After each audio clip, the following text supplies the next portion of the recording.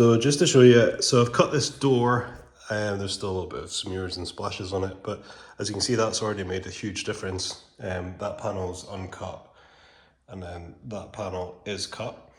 There's that scratch there that I maybe pointed out, that's actually under the lacquer. So what that means is, don't know if you can see it, okay. What that means is basically when somebody's lacquered it, they've not gotten rid of all the scratches before they did it. So it's always important to know that, because if you tried to sand that out, you would just go straight through. So basically, there's nothing that can be done about that apart from repainting it, which we're not going to do just because of a little scratch. So up here, there's another scratch there now. That's not under the lacquer, that's a scratch in the actual lacquer. So I've had a couple of goes at that with compound, and it's still there. So basically that's too deep just to come out with compound. So I'm gonna chance it and just try sanding that a little bit. As I said before, silver is the absolute worst color you could possibly do smart paint correction on, because it's very, very easy to get shade in, and like on any car, it's also easy to burn through. But I'm gonna give that a light sand and just see if we can't make that a little bit less obvious.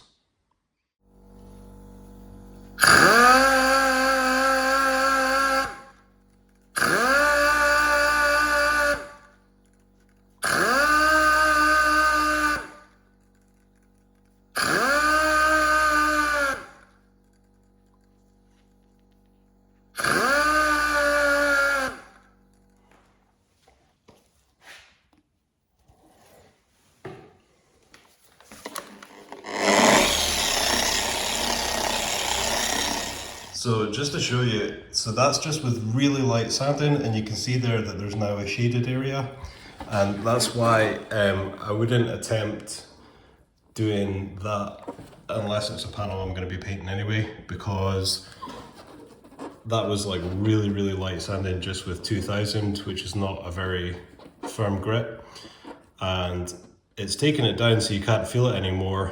But to do that, it's also taken off enough of the lacquer that it's kind of discolored that area, and that's a problem with silver. You could get away with that on loads of colors and that wouldn't happen, but silver is a pain in the butt. So all the other bits on this, I've managed to get them down to a really good level just without having to sand anything, and even this as well, that's not looking too bad in there. So hopefully, my plan is that hopefully, apart from the front bumper, this is the only bit of the car that we need to paint, but that relies on getting a good result from the spectrophotometer, which I wasn't getting before. So let's actually try that just now and see if it's better. So if you've seen the Austin series or you're on my Facebook, you've maybe seen this before, but if not, then I'll just show you. So this is how we scan the paint, and I do this on every job, just to make sure we get the closest match possible.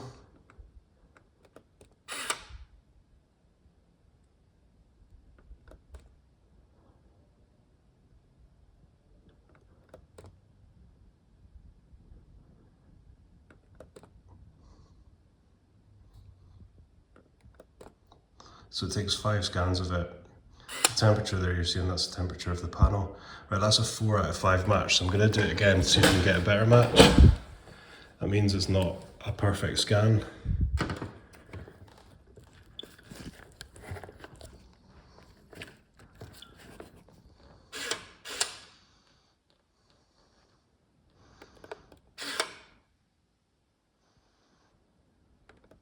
Got to hold it very still. If any of those 3 dots turns red, it means it's not on the right way. Sitting flat on the panel.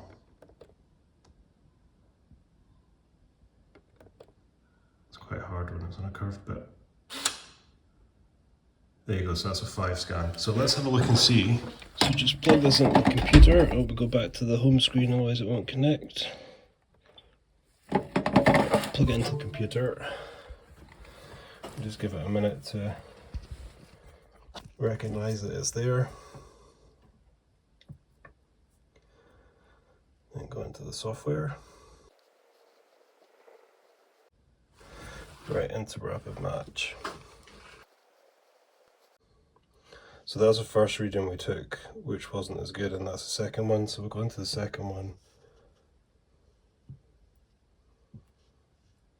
Select the paint scheme we want.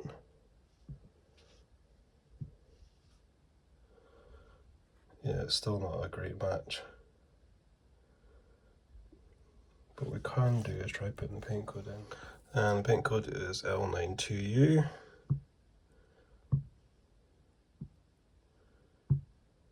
Probably won't make any difference, but it might bring up a variation of, no, that's even worse. So it just basically means that Arctic Silver, there isn't a variation of that that's closer than what we were trying. So we could try it in a different paint scheme.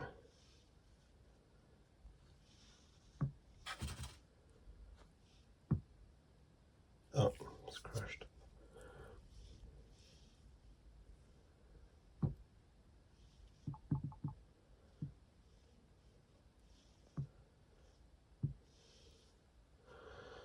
Oh, okay, now it is coming up in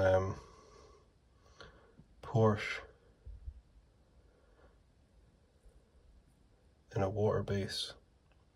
So I might actually have a go at that, because I always prefer to blend into a panel than have to paint multiple panels if I can get a good result. So that's interesting.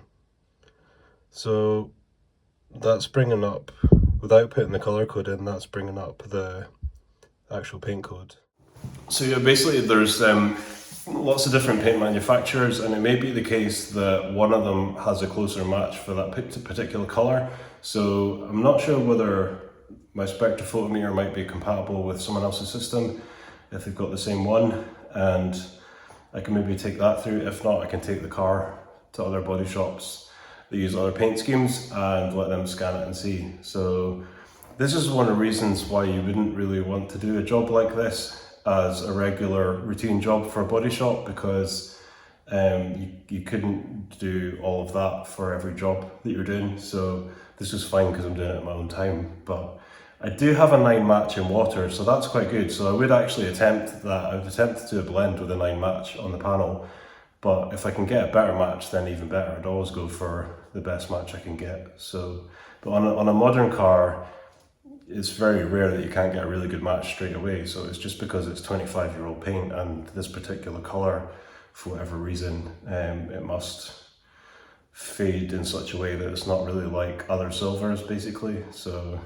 yeah, I'll crack on with the polishing and then we'll get it liveried up.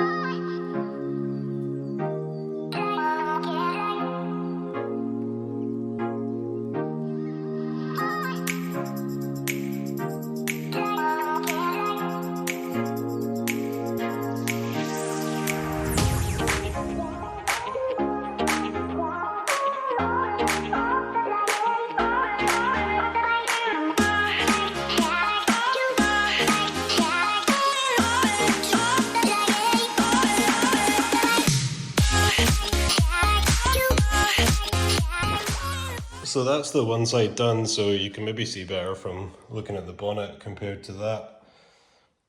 So that's been cut and polished. I'll probably do a picture and do the bonnet in halves or something like that. So that's come up really nice.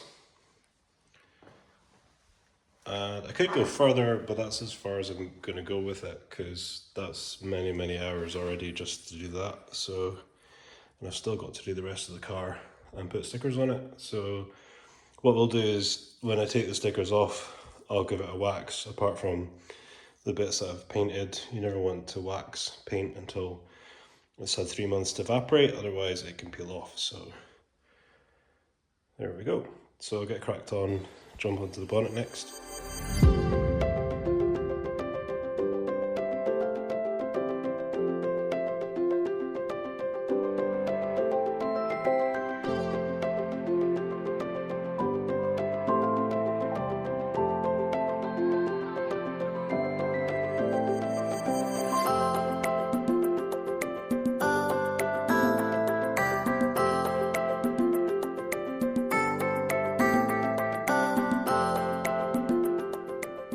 So we've done half the bonnet. This is obviously the half that I haven't done. It's quite hard to show, especially with the LED lights in here making it flash, but hopefully you can see as we move over to that panel, it's looking a heck of a lot better.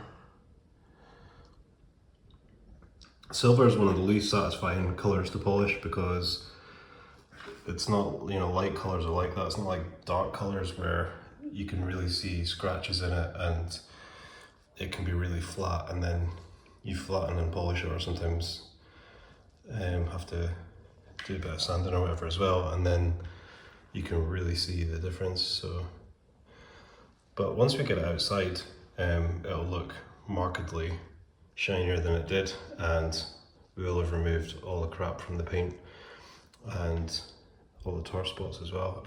I don't think I've ever seen so many tar spots in a car. So let's crack on with the other side.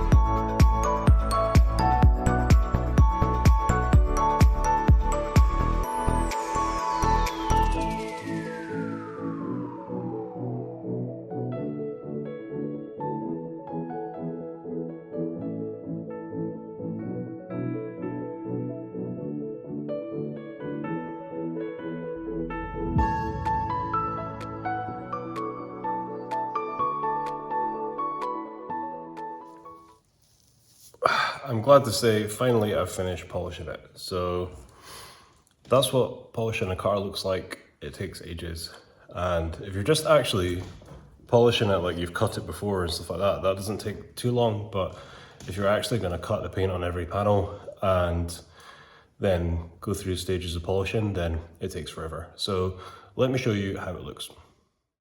So it's looking a lot shinier, and that's taken out lots of surface imperfections, so really happy with that. So it is really hard work, but it's definitely worth it when you see it. And I think one of the reasons I prefer doing bodywork to mechanical work is you can really see the fruits of your labor. Or if like a car's got a dent in it and you fix it and paint it and make it look a lot better. Whereas if you're just changing bits on a car, it's not really as satisfying. So unless it's your own car and you're like, oh, my car's got no brakes on it. So the interesting thing about polishing it is it makes things like that a lot more obvious. So yeah, but that's fine because we're painting that rear quarter anyway. So that's all good.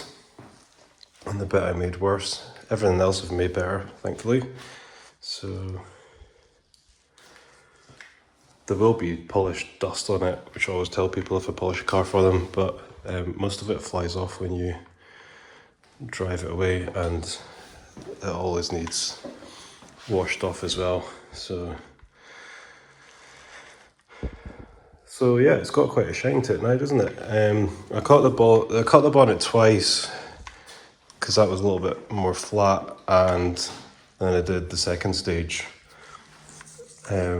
So that would be 3 stages, but to actually do that to that finish, if I wasn't using the polish I was using and the polisher I was using, that would probably take about 4 or 5 stages to get to that. So the products that I use now are really expensive, but they save you a lot of time. But even still, that's still taking all day. So, but using what I used to use, that would have taken 2 days. So if I'm getting into doing on a car that, you know, had newer paint and thick lacquer, and I was having to try and sand and polish lots of scratches out as well, it could take days and days. Well, if you look at the Mark series that I did, that took a whole week. So that's what's involved. You'd probably think that polishing a car doesn't take that long, but even just getting rid of all the contaminants from the paint took ages. So, and that was doing it the fast way. So what I'm going to do now is to cover it in stickers. So I'm just going to time lapse that, and not too fussy about the stickers because I'm just going to peel them off again, but we'll get them on so that they're going to stay on, and hopefully not too many bubbles.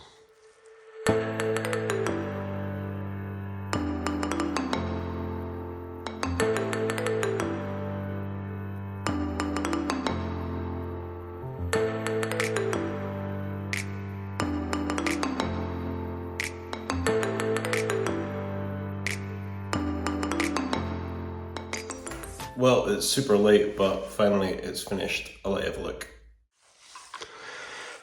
Whew, so there it is, all liveried up. I kind of did it different on that side from the other side because I put that on the wing.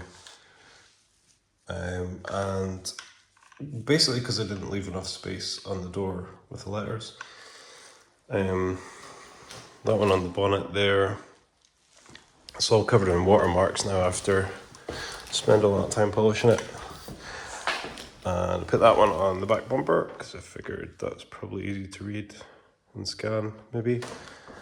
And this one, I put it all on the same door. So I'll take a picture of it tomorrow to put on the background for the episode, and we'll switch back over. So that's going to be the end of the second episode. I hope you've enjoyed it. Thanks for watching, and I will see you in the next one, and we'll work out what we're going to do then.